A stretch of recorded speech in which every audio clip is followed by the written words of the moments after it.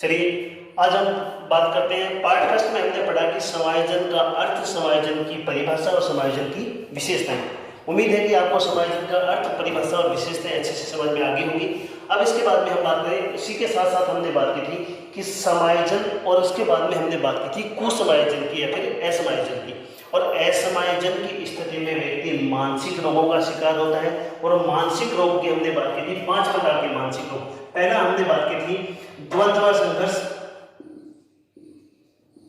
दूसरा मानसिक रोग हमने बात की थी तनाव, तीसरा जो मानसिक रोग था उसके बारे में हमने बात की थी भग्नाशा, कुंठा या अवसाद, भग्नाशा, कुंठा या अवसाद। चौथा हमने बात की थी दबाव, और पांचवा हमने बात की थी दुश्चिंता। व्यक्ति असमायोजन की स्थिति में 5 प्रकार के मानसिक रोगों का शिकार, द्वंद्व या संघर्ष, प्रतिकूल अवसर और विरोधी विचार, द्वंद्व संघर्ष कहलाता है। दूसरा तनाव, समय अनुसार जब व्यक्ति कार्य नहीं कर पाता है वह स्थिति तनाव कहलाती है। तीसरी भग्नाशा, कुंठा या अवसाद, व्यक्ति कार्य करता है, कार्य करने में बाधाएं उत्पन्न होती हैं और बाधाएं उत्पन्न होने के कारण असफलता मिलती है और असफलता के कारण निराशा उत्पन्न होती है, वही निराशा भग्नाशा, कुंठा या अवसाद कहलाती है। चौथा हमने बात की थी दबाव, जब मान सम्मान की बात होती है, प्रतिष्ठा की बात होती है या फिर प्रतियोगिता की बात होती है तो व्यक्ति एक मानसिक स्थिति से गुजरता है, मानसिक दौर से गुजरता है, वह मानसिक स्थिति दबाव कहलाती है। पांचवा हमने बात की थी दुश्चिंता, जब अचेतन मन जो है वह चेतन मन पर हावी हो जाता है, वो स्थिति दुश्चिंता कहलाती है। जब व्यक्ति मानसिक रोगों का शिकार हो जाता है तो इन मानसिक रोगों से बाहर निकलने के लिए जो उपाय किए जाते हैं उन उपायों को हम कहते हैं समायोजन की विधियां, या फिर कह सकते हैं समायोजन के उपाय, या फिर हम कह सकते हैं समायोजन की युक्तियां। पार्ट सेकंड में हम पढ़ेंगे समायोजन की विधियां, समायोजन के उपाय या फिर समायोजन की युक्तियां। और ये समायोजन की जो विधियां होती हैं ये मूल रूप से तो 2 प्रकार की होती है, एक तो प्रत्यक्ष या दूसरा अप्रत्यक्ष। समायोजन की विधियां या समायोजन के उपाय जो होते हैं वो मूल रूप से कितने प्रकार के होते हैं? 2 प्रकार के, एक तो प्रत्यक्ष उपाय और दूसरा अप्रत्यक्ष उपाय। प्रत्यक्ष उपाय क्या होता है?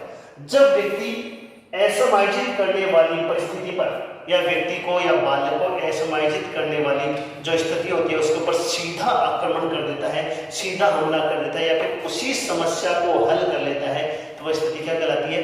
प्रत्यक्ष उपाय कहलाता है। जैसे मुझे गणित नहीं आता है और गणित की किताब देखते ही मैं बहुत ज्यादा दुखी हो जाता हूँ, बहुत ज्यादा परेशान हो जाता हूँ, बहुत ज्यादा भयभीत हो जाता हूँ। मैं मेहनत करके, पढ़ाई करके, अतिरिक्त क्लास लेके गणित में अच्छी तैयारी करता हूं और गणित की समस्या को हल कर लेता हूं, वो स्थिति क्या कहलाती है? प्रत्यक्ष उपाय। दूसरा अप्रत्यक्ष उपाय, मैं गणित की कमजोरी को किसी अन्य विषय के माध्यम से पूरा करने की कोशिश करता हूं, वो स्थिति क्या कहलाती है? अप्रत्यक्ष स्थिति कहलाती है। मुझे गणित नहीं आता तो नहीं आता तो मैंने गणित छोड़ दिया, मैं गणित की कमजोरी जो है वो अंग्रेजी में पूरी कर लेता हूं, वो स्थिति क्या कहलाती है? अप्रत्यक्ष। तीसरी हम बात करते हैं क्षतिपूर्ति। व्यक्ति के समक्ष जो भी कमियां रह जाती हैं उन कमियों को पूरा करने के लिए व्यक्ति जिन कमियों को पूरी करता है वो कमी क्या कहलाती है? क्षतिपूर्ति कहलाती है। और चौथा जो होता है आक्रामक उपाय, व्यक्ति आक्रमण कर देता है परिस्थितियों पर, लेकिन मूल रूप से जो विधियां होती हैं वो 2 प्रकार की होती है, एक प्रत्यक्ष और दूसरी अप्रत्यक्ष। लेकिन परीक्षा की दृष्टि से प्रश्न जो पूछे जाते हैं वो 4 प्रकार से पूछे जाते हैं और सबसे ज्यादा जो प्रश्न पूछे जाते हैं वो क्षतिपूर्ति से पूछे जाते हैं। आपने प्रश्न देखा होगा कि एक कम हाइट की लड़की ऊंची एड़ी की सैंडल पहनकर और अपनी हाइट बढ़ाने की कोशिश करती है, तो वो क्या है? क्षतिपूर्ति। और ये क्षतिपूर्ति जो है ये भी 2 प्रकार की होती है, एक प्रत्यक्ष क्षतिपूर्ति और दूसरी अप्रत्यक्ष क्षतिपूर्ति। कितने प्रकार की होती है? 2 प्रकार की, एक प्रत्यक्ष और दूसरी अप्रत्यक्ष। इसी प्रकार से आक्रामक, आक्रमण कर देना, तनाव उत्पन्न करने वाली परिस्थिति पर क्या कर देना? आक्रमण कर देना। ये आक्रमण भी 2 प्रकार का होता है, एक प्रत्यक्ष और दूसरा अप्रत्यक्ष। अब देखिए एक बात आप थोड़ा सा ध्यान से समझिए कि मूल रूप से समायोजन की जो विधियां वो कितने प्रकार की है? 2 प्रकार की, एक प्रत्यक्ष और दूसरी अप्रत्यक्ष। लेकिन परीक्षा में जो प्रश्न आते हैं उनकी दृष्टि से हम इसको 4 भागों में डिवाइड करते हैं, क्षतिपूर्ति और आक्रामक उपाय, ठीक है ना। लेकिन अगर क्षतिपूर्ति नहीं है तो सीधा जो आक्रमण किया जाता है, सीधा जो हमला किया जाता है, सीधी जो समस्या को हल किया जाएगा वो कहाँ जाएगी, प्रत्यक्ष में जाएगी। और सीधा जो तरीका नहीं अपनाया जाए, कोई बाईपास तरीका निकाला जाता है, वो किसमें जाएगा, अप्रत्यक्ष में जाएगा। इसी प्रकार से आक्रमण होता है, प्रत्यक्ष होता है वो प्रत्यक्ष में आ जाता है, और अप्रत्यक्ष होता है वो कहाँ पर आता है, इस अप्रत्यक्ष में आता है। तो हम सबसे पहले बात करते हैं समायोजन की विधियों में, समायोजन के उपाय में या रक्षात्मक युक्तियों में प्रत्यक्ष विधियां। हम बात कर रहे हैं प्रत्यक्ष विधियां, और प्रत्यक्ष जो विधियां होती हैं वो कितने प्रकार की है, मुख्य रूप से 4 प्रकार की। नंबर 1, बाधाओं को दूर करना। प्रत्यक्ष जो उपाय है वो कितने प्रकार के हैं, 4 प्रकार के। नंबर 1, बाधाओं को दूर करना। नंबर 2, कार्यविधि में परिवर्तन करना। नंबर 3, लक्ष्यों का प्रतिस्थापन करना। और नंबर 4, विश्लेषण व निर्णय। 4 प्रकार की विधियों की हम बात करते हैं। नंबर 1, बाधाओं को दूर करना। नंबर 2, कार्यविधि में परिवर्तन करना। नंबर 3, लक्ष्यों का प्रतिस्थापन करना। नंबर 4, विश्लेषण व निर्णय। एक बार आप स्क्रीनशॉट लीजिए, इसके बाद में हम आगे बढ़ते हैं। तो आपके समझ में आ गया होगा, हम बात करें समायोजन की विधियां, समायोजन के उपाय या फिर रक्षात्मक युक्तियां, जो मुख्य रूप से कितने प्रकार की हैं, 2 प्रकार की, प्रत्यक्ष और अप्रत्यक्ष। लेकिन परीक्षा की दृष्टि से कितने प्रकार होंगे, 4 प्रकार, प्रत्यक्ष, अप्रत्यक्ष, क्षतिपूर्ति और आक्रामक। तो सबसे पहले हम बात करते हैं प्रत्यक्ष विधियां, और प्रत्यक्ष विधियों में सबसे पहले हम बात करें बाधाओं को दूर करना। देखिए, बाधाओं को दूर करना क्या है, व्यक्ति के समक्ष या फिर बालक के समक्ष लक्ष्य पूर्ति में, बालक के समक्ष लक्ष्य पूर्ति में जो भी बाधाएं आती हैं, बालक के समक्ष या व्यक्ति के समक्ष लक्ष्य पूर्ति में जो भी बाधाएं आती हैं, उन बाधाओं को दूर करना क्या कहलाता है, बाधाओं को दूर करना कहलाता है, या समस्याओं को हल करना कहलाता है। जैसे मैंने आपको एग्जांपल देके बताया कि गणित की समस्या, मुझे गणित नहीं आता, मैं गणित में तैयारी करता हूँ, गणित में मेहनत करता हूँ, अतिरिक्त क्लास लेता हूँ, ट्यूशन करता हूँ, किसी भी प्रकार से मैं अपनी गणित की समस्या को हल कर लेता हूँ और समायोजित हो जाता हूँ, संतुष्ट हो जाता हूँ। जिस गणित की किताब को देखते मुझे डर लगने लगता था, आज वो गणित की किताब मुझे अच्छे से आती है। इसका मतलब क्या हुआ, मेरे सामने जो भी समस्या थी, मैंने प्रत्यक्ष रूप से उस समस्या को हल किया है। क्या कहलाएगा, बाधाओं को दूर करना या समस्याओं को हल करना। इसके बाद में दूसरी बात करते हैं कार्यविधि में परिवर्तन करना। कार्यविधि में परिवर्तन क्या होता है, जिस विधि से मैं पहले काम करता आ रहा हूं, उस विधि से मुझे सफलता नहीं मिल रही है, मेरा लक्ष्य मुझे नहीं प्राप्त हो पा रहा है। और इस प्रकार जब मुझे लक्ष्य प्राप्त नहीं होता है, मैं असफल होता हूं बार बार। क्या है, जिस विधि से मैं कार्य कर रहा हूं और उस विधि से कार्य करने के कारण मैं बार बार असफल होता जा रहा हूं, और इस कारण क्या हो रहा है, असफलता के कारण मैं क्या हो जाता हूं, निराश हो जाता हूं, और निराशा के कारण जो है मैं मानसिक रोगों का शिकार हो जाता हूं। तो स्थिति क्या होती है, कार्यविधि में परिवर्तन करना। मैं इस बार क्या करता हूं, कार्यविधि में परिवर्तन कर देता हूं। मैं बार बार शिक्षक भर्ती की तैयारी कर रहा था, लेकिन घर बैठकर तैयारी कर रहा था और शिक्षक भर्ती की एग्जाम दे रहा था, बार बार मैं असफल हो रहा था। इस बार मैंने क्या किया, शिक्षक भर्ती की तैयारी करने के साथ साथ मैंने क्या किया, कोचिंग ज्वाइन कर ली, और कोचिंग ज्वाइन करने से मुझे क्या प्राप्त होती है, सफलता प्राप्त हो जाती है। तो इस प्रकार मैंने अपने कार्य करने की जो विधि है उसके अंदर परिवर्तन किया। पहले मैं अपनी सेल्फ स्टडी करता था, घर बैठ के तैयारी करता था, असफल हो जाता था, लेकिन इस बार मैंने कोचिंग से तैयारी की और मैंने सफलता अर्जित की। तो कार्यविधि में परिवर्तन करना, और कार्यविधि में परिवर्तन करने से व्यक्ति को क्या मिलती है, सफलता मिलती है, और सफलता मिलने से जो है वो अपने आप को समायोजित महसूस करने लगता है, पूरी तरह संतुष्ट हो जाता है। तीसरा हम बात करते हैं लक्ष्यों का प्रतिस्थापन। लक्ष्यों का प्रतिस्थापन क्या होता है, मैं आईएएस बनना चाहता था, बहुत तैयारी करता हूं, 3 बार 4 बार 5 बार आईएएस की एग्जाम दे चुका हूं, लेकिन मुझे सफलता अर्जित नहीं हो पा रही है। आईएएस का मतलब मैं प्रशासनिक अधिकारी बनना चाहता हूं, लेकिन आईएएस में असफलता मिलने के कारण मैं क्या करता हूं, लक्ष्य का प्रतिस्थापन क्या होता है, लक्ष्य को एक बार पुनः स्थापित करना। मैं आईएएस नहीं बन पाया, मैं आरएएस बन जाता हूं। आईएएस तो नहीं बन पाया, कार्य मेरा बन रहा है, प्रशासनिक अधिकारी बन रहा था, और अब भी मैं प्रशासनिक अधिकारी बना हूं, लेकिन अपने लक्ष्य को एक बार पुनः स्थापित कर लिया, मैंने अपने लक्ष्य को एक बार फिर से थोड़ा सा छोटा कर लिया। तो लक्ष्य का प्रतिस्थापन, मैंने अपने लक्ष्य को छोटा कर लिया। मैं प्रथम श्रेणी का अध्यापक बनना चाहता था, फर्स्ट ग्रेड का अध्यापक बनना चाहता था, लेकिन फर्स्ट ग्रेड का अध्यापक नहीं बन पाता हूं, मैंने क्या किया, थर्ड ग्रेड का अध्यापक बनकर अपने आप को समायोजित कर लिया। इस प्रकार मैंने अपने लक्ष्य को प्रतिस्थापित किया, एक बार लक्ष्य को पुनः स्थापित किया। यह कहलाता है लक्ष्यों का प्रतिस्थापन करना। चौथा हम बात करते हैं विश्लेषण और निर्णय। विश्लेषण और निर्णय, मैं अपना काम कर रहा था, काम करने का मुझे बार बार असफलता मिलती है, लक्ष्य मुझे प्राप्त नहीं हो पाता है, और मैं बार बार निराश होता हूँ, बार बार मानसिक रोगों का शिकार होता हूँ, इस बार मैं एक विश्लेषण करता हूँ कि ऐसी क्या कमी रह जाती है, ऐसी क्या दिक्कत आती है कि मुझे असफलता मिलती है। पहली बात मैं क्या करता हूँ, विश्लेषण करता हूँ। मैं बार बार परीक्षा दे रहा हूँ और बार बार परीक्षा देने के कारण असफल हो रहा हूँ, तो इस बार मैं देखता हूँ कि ऐसी क्या कमी रही जिसके कारण मैं क्या रहा, असफल रहा। पहले मैं क्या करता हूँ, विश्लेषण करता हूँ और उसके बाद में डिसीजन लेता हूँ। अगर मैं वास्तव में उस स्तर के ऊपर कार्य करने में समर्थ हूँ तो मैं उस कार्य को दोबारा करता हूँ, अन्यथा उस कार्य का त्याग करके मैं दूसरा कार्य करना प्रारंभ कर देता हूँ। अगर मैं उस कार्य का त्याग कर देता हूँ, जैसे मैं प्रथम श्रेणी का अध्यापक बनना चाह रहा था, बार बार तैयारी कर रहा हूँ लेकिन असफल हो रहा हूँ, इस बार मैंने डिसीजन लिया, मैंने एक विश्लेषण किया कि ऐसी क्या कमी रही कि मैं अध्यापक नहीं बन पाया। मैंने डिसीजन लिया कि मैं हिस्ट्री में, पॉलिटिकल में या ज्योग्राफी में एक विषय में या दो विषय में कमजोर हूँ, मैं अपने उस विषय की कमजोरी को पूरा करूंगा और मैं निर्णय लेता हूँ कि इस बार उस कमी को पूरा करके मैं एग्जाम दूंगा और इस बार मुझे सफलता प्राप्त हो जाएगी। या फिर मैं ऐसा करता हूँ, विश्लेषण कर लिया, मैंने देखा कि मैं पॉलिटिकल, हिस्ट्री और ज्योग्राफी में तीनों में बहुत ज्यादा कमजोर हूँ और मैं शिक्षक नहीं बन सकता। मैंने शिक्षक बनने का जो है विचार त्याग दिया और मैंने अपनी एक दुकान खोल ली, अपने आप को समायोजित महसूस कर लिया।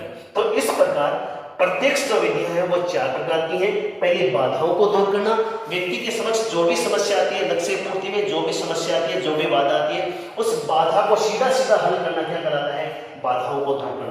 दूसरा, कार्य विधि में परिवर्तन करना, व्यक्ति जिस विधि से कार्य कर रहा था उस कार्य की विधि को उसने परिवर्तित कर दिया और परिवर्तन करने के कारण उसको क्या मिलती है, सफलता मिलती है। इसे हम कहते हैं कार्य विधि में परिवर्तन करना। तीसरी बात करते हैं लक्ष्यों का प्रतिस्थापन। लक्ष्य को एक बार पुनः स्थापित करते हैं, अर्थात ये कह सकते हैं हम अपने लक्ष्य को एक बार फिर से स्थापित करते हैं और इस बार हम अपने लक्ष्य को पहले के कुछ छोटा कर देते हैं। लक्ष्य वही का वही रहता है, मैं अध्यापक बनना चाहता था, फर्स्ट ग्रेड का बनना चाहता था, अध्यापक ही बन रहा हूँ, लेकिन कैसा बन रहा हूँ, थर्ड ग्रेड का बन रहा हूँ। क्यों बन रहा हूँ, मुझे अपने आप को समायोजित करना है। चौथा हम बात करते हैं विश्लेषण और निर्णय। विश्लेषण और निर्णय में होता है कि मुझे अपनी सारी कार्य प्रणाली का विश्लेषण करना होता है, एक एक चीज को मुझे देखना होता है और उसके बाद में डिसीजन लेना होता है कि मुझे ये कार्य करना अथवा नहीं करना है। और इस प्रकार मैं विश्लेषण और निर्णय के माध्यम से अपने आप को समायोजित महसूस करने लगता हूँ। एक बार आप इसका स्क्रीनशॉट लीजिए, इसके बाद में आगे बढ़ते हैं। हमने बात की प्रत्यक्ष विधियों की और प्रत्यक्ष विधियां कितनी हैं, 4 प्रकार की। नंबर 1, बाधाओं को दूर करना। नंबर 2, कार्य विधि में परिवर्तन करना में परिवर्तन। और नंबर 3, लक्ष्य का प्रतिस्थापन करना, लक्ष्य का प्रतिस्थापन। और नंबर 4, विश्लेषण और निर्णय।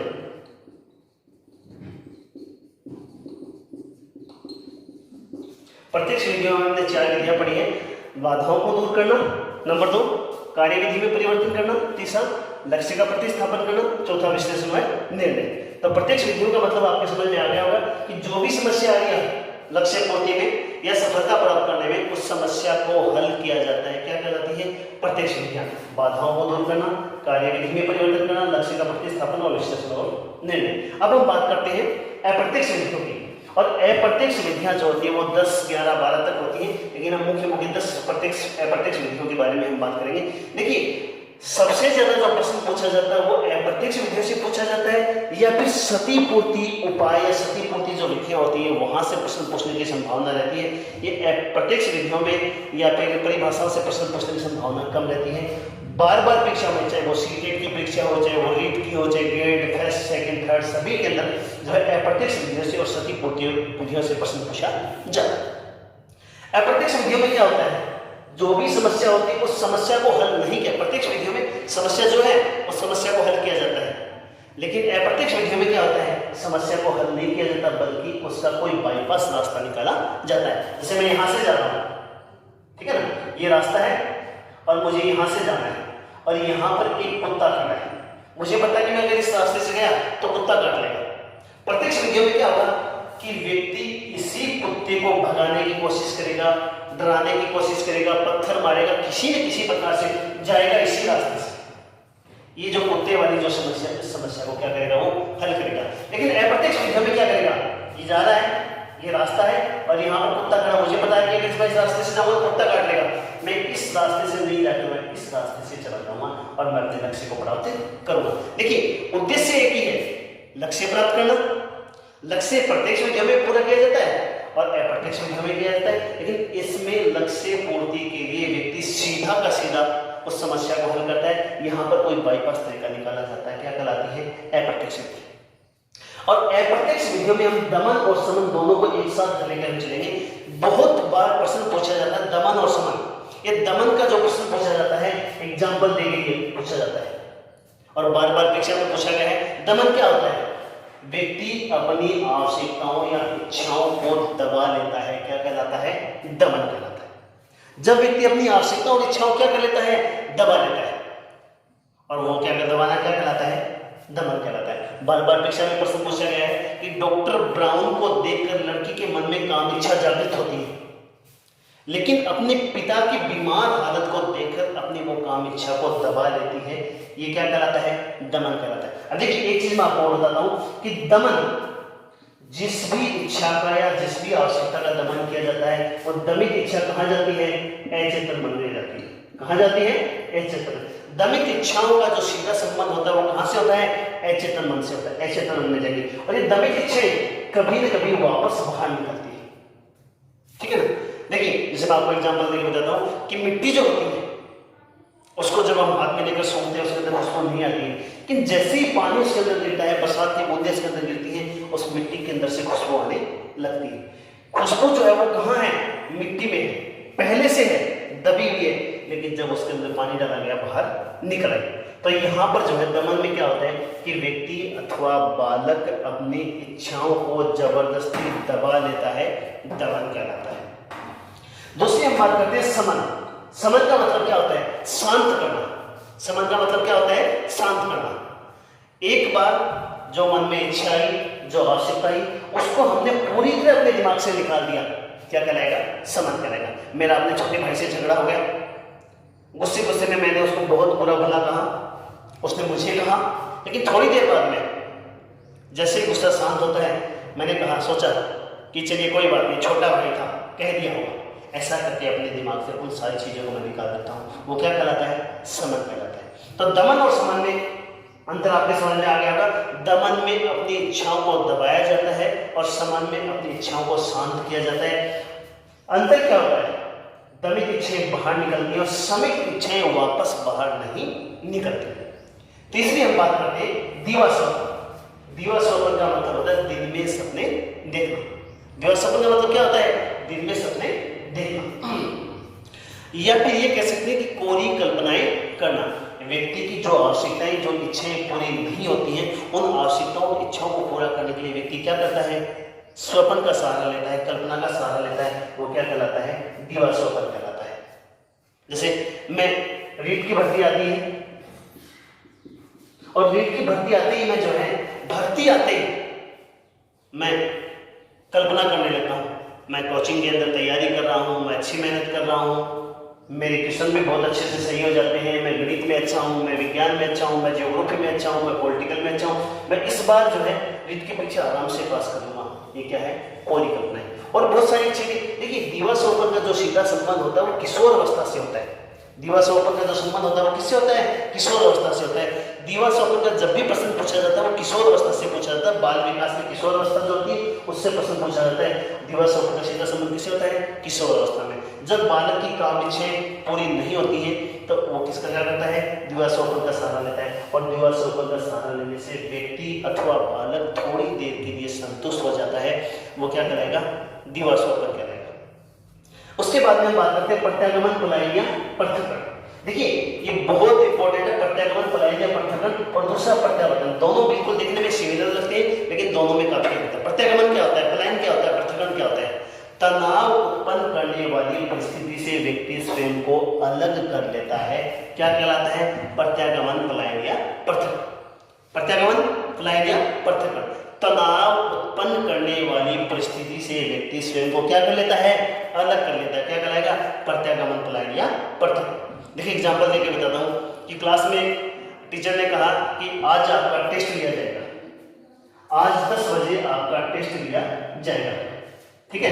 और जैसे ही 10 बजते हैं, टेस्ट का टाइम होता है, मैं तनावग्रस्त हो जाता हूँ। मैंने तो तैयारी नहीं की, मैंने तो पढ़ाई नहीं की, अब मेरा क्या होगा, मेरे तो नंबर कम आएंगे।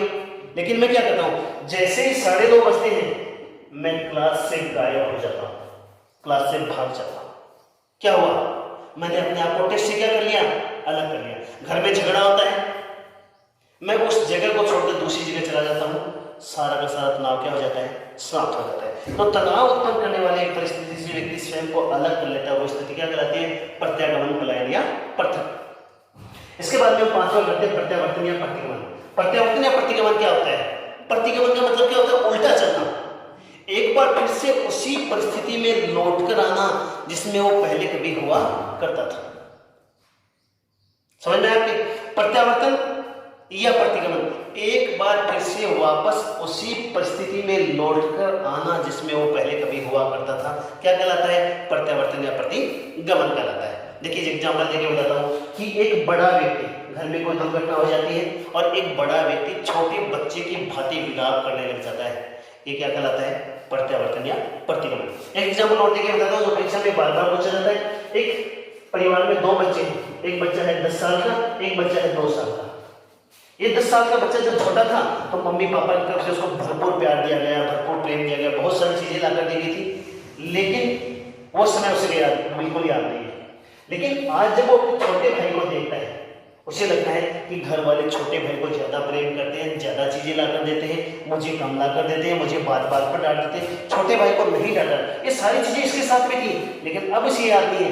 ये क्या करता है, अपने छोटे भाई की भांति ये घुटनों पर चलने लगता है, अपनी मम्मी की गोद में जाकर बैठने लगता है। इसे लगता है कि जब ये घुटनों के बल पर चलेगा, अपनी मम्मी की गोद में जाकर वापस बैठेगा, तो हो सकता है इसके मम्मी पापा एक बार फिर से उसे उतना ही प्रेम करेंगे जितना छोटे भाई को प्रेम करते हैं। तो एक बार फिर से उसी स्थिति में लौटकर आना क्या कहलाता है, प्रत्यागमन या प्रतिगमन कहलाता है। जब ये 2 वर्ष के बच्चे की भांति अपनी मम्मी की गोद में घुसता है या फिर घुटनों के बल पर चलता है, तो उसे उसका जो तनाव जो है वो थोड़े समय के लिए कम होता है। ये क्या कहलाता है, प्रत्यावर्तन या प्रतिगमन।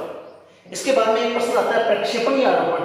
परीक्षा में बहुत बार ये प्रश्न पूछा जाता है, प्रक्षेपण या आरोपण क्या होता है, और प्रश्न पूछा जाता है एग्जाम्पल देके, नाच न जाने आंगन टेढ़ा।